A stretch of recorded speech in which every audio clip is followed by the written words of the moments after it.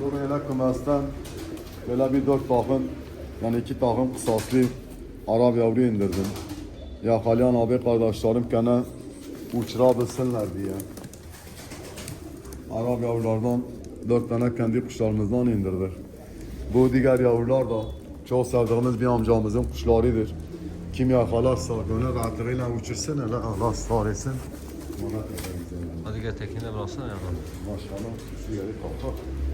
Böyle güzel yavrularımız vardır. Yavru isteyen abi kardeşlerimiz olur. Onlara öyle özel yavrularımız var. Şimdi böyle sırayla geçelim. Böyle bir takım büyük Arap kısaslı. Böyle bizim kısaslarımızı yakalayan farkı görecektir. Böyle ağzı, gözü, böyle cam gibi. Valla sırf böyle dernekte güzel kuş, kalite kuş olsun diye, hafta sonudur diye böyle bunları indirmişim. Bunlar kümesten indirdim abi. Kendi beslemiş olduğumuz kuşlardır. Yakalayan abi kardeşlerim bir ayrını görsün. Hele bu dişi kobra kendi kuşlarımdır. Sevdiğimiz bir takımdır. Çok bol seferli, atımlı, gezimli, dillere destan bir takım isteyen abi kardeşim. Bir daha böylesini de zor görürler. Bir takım bozlarımız vardır. Arkadaşlar erkek benim kendi yavrumdur. Erkek benim kendi yavrumdur. Bunlar bana ayrı gelmiş. Bunların bir sevdiğim, değerli bir dostumun kuşlarıdır. Bir takım bunlardan gelmiş. Bunun erkeğini, bunun dişisine, bunu da buna böyle ben eşledim.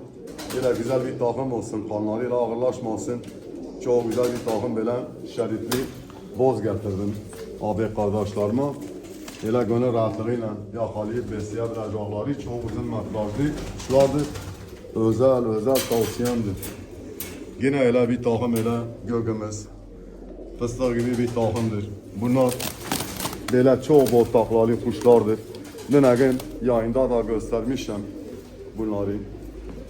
18-19 taklayla kaçabilecek metrajlı kuşlardır.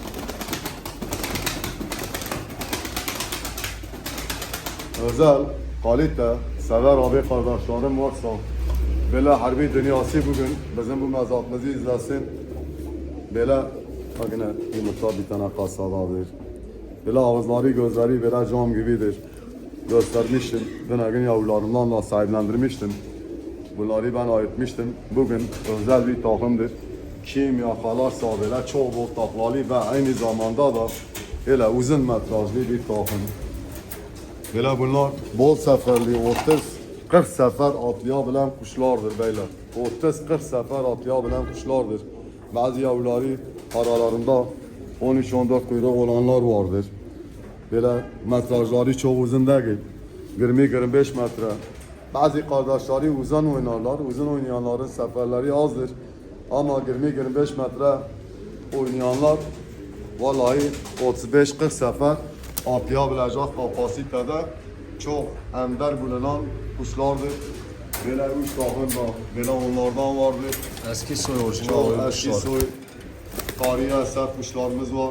Bu akşam takipte kalan abi kardeşlerim kuşun kralını yakalayacaklar. Bugün oğlum şeyimiz gelmiş, onun şerefine böyle çok büyük, çok size kuşlar çıkarttım. Yakalayan abi kardeşlerim, tarihi eserleri yakalamak isteyenler aile buyursun yakalasın abi. 2, 4, 6, 8, 10, 12, 14 bu üç takım bunlar ayrı özel kardeştirler. Dediğim gibi 20-25 metre oynayanlar 35-40 sefer atlayacak. Kupayı yırtacak kuşlardır. Çok güzel kuşlardır. Uzun metrajlı olanlarsa 15-20 sefer arası yine atlayan kuşlardır. Yine burada öyle çok güzel böyle bir takım, öyle miskimiz var. Böyle Mardin Kızıltepe kuşları. Özel bir takımdır. Bu dişi de yeni başlamış. Yakalayan bunu uçurabilir. Erkek uçmamış.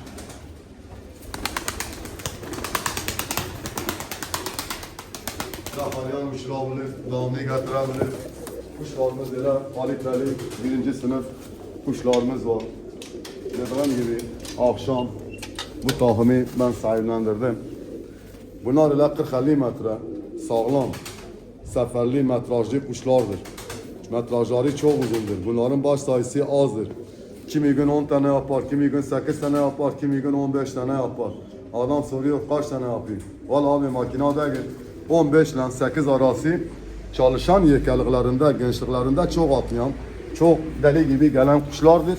Yekalıklarında akılları başlarına geldi mi? Yavru yumurtadan sonra baş sayılarını düşürürler. Ama sefere girip çıktıkları zaman adamın saçının tüylerini titretirler. Seferleri, metrajları güzeldir. Söken, uçuran bunların 5 seferini başka kuşun 45 seferine değişmezler. Alttaki tahmin dumanlı tatlı. Yine dün gün kıymadım, tartmadım. Az evvel göstermiş. Onların kuşlarla akraba kuşlardır. Ha, bu erkek hazırdır. Eğer bugün talebini buldu, gitti, gitmezse bu takımı ben ayıracağım yine. Çünkü çok güzel kuşlar indirdik. Bunlar da güzeldir. Gitti, gitmezse bizler kalsın. Öyle Şeyh Selim'in bir takım kuşu var orada. Böyle çok güzel bir takım. Kağıt mavilerimizden. Allah mekanı cennet etsin. Nurlar içinde otursun. Şeyh Selim amcanın kuşlarındandır. Dişiyle hafif, bıyıklı, perçemlidir. Yakalayan ejderha yakalar. 4 gündür bunları kıymamışam. Vallahi mezata çıkartmamışam. Kim yakalarsa bugün efsaneler günüdür. Efsaneleri yakalayacaklar abi. Hele bu da hafif meneklidir.